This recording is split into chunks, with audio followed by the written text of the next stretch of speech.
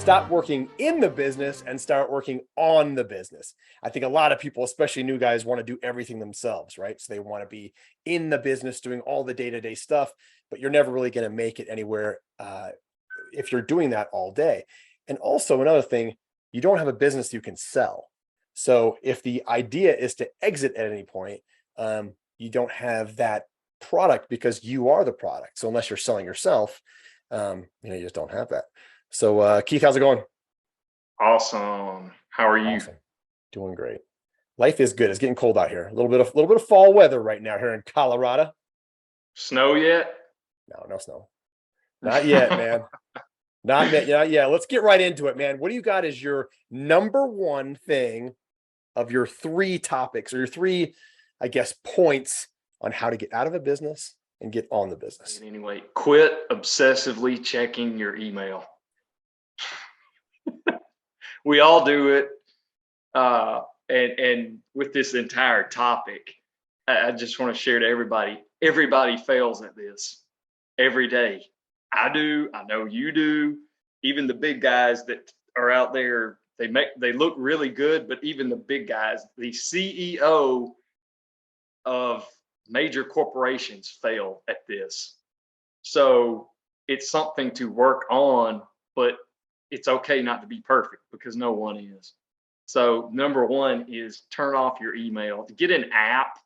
They've made tons of apps that collect your email and then email you that once or twice or before you schedule it, or schedule periods where your email only comes in 3 or 4 times a day. And you can create filters where, if it's from someone or if it's got something urgent label.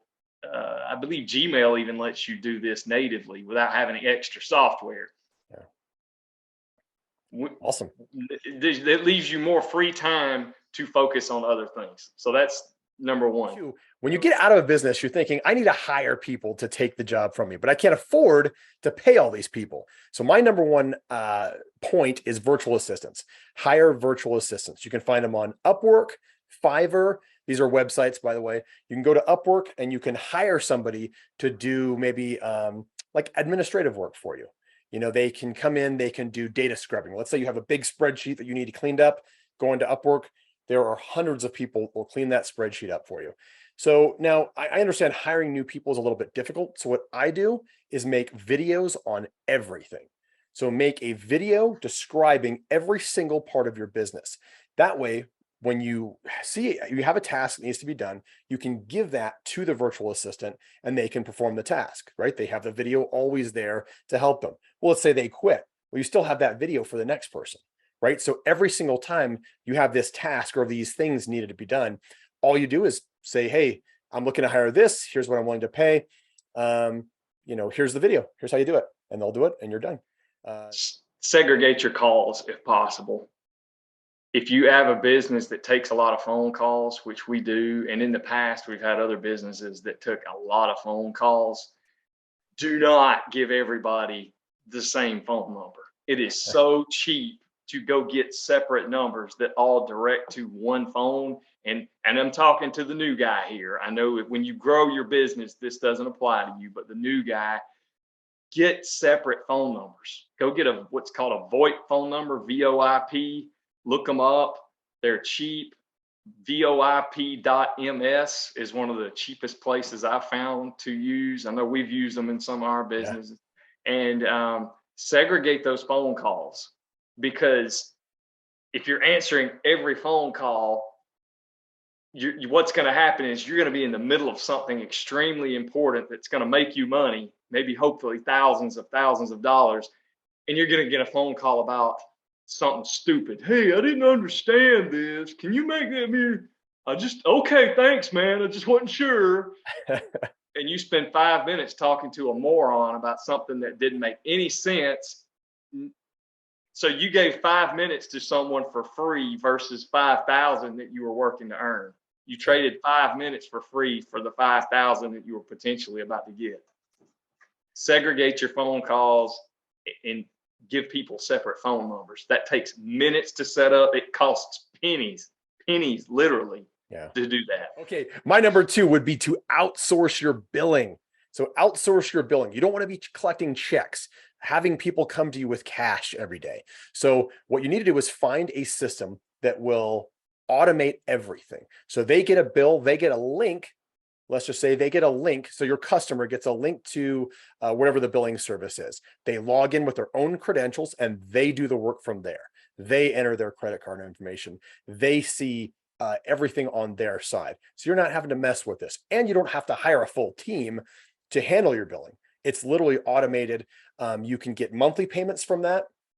You can get, if the customer doesn't pay, some of these systems will notify them and you that they're delinquent on their payments. It gets rid of any sort of issues that you would have to deal with. Some of these even calculate interest. So if you had a service or business that you're trying to calculate interest for, a lot of these will do that as well. So automate your billing immediately. It's one of the easiest things you can do. Like we said before, it's very affordable, and it gets you out of that issue. So you don't have to worry about that anymore. The money's coming in no matter what you're doing. The customers, it's on the customer and the system.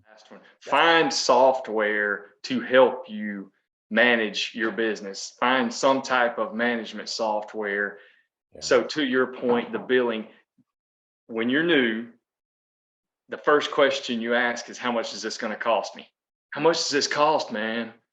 I mean, even if it's $250 a month, which sounds, when you have no income, that sounds like a lot of money. What I noticed when we started using software, even though we were paying for it several hundreds of dollars a month, our income increased because stuff wasn't falling off the edges. Yeah. And then we have late fees that we charge people.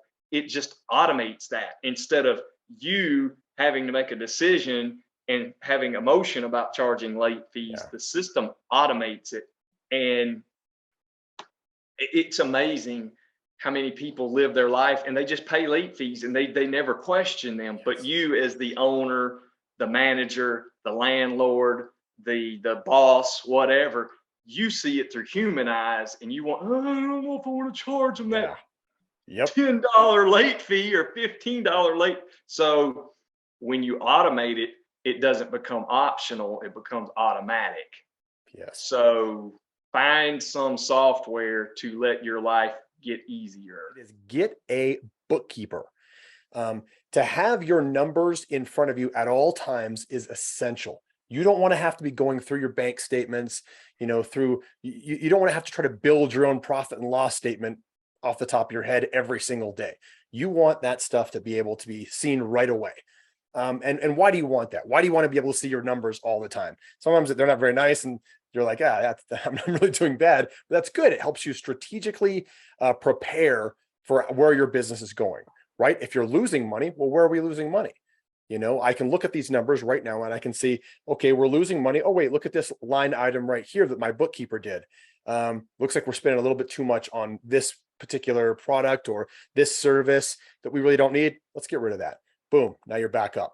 But if you don't have those numbers to look at, it's going to take you 2-3 hours to go through all your bank statements, all your income statements to determine, where the loss is or where we're even at. If you may have no idea where you're at all. So my one thing you would want to pay money for is to get a bookkeeper.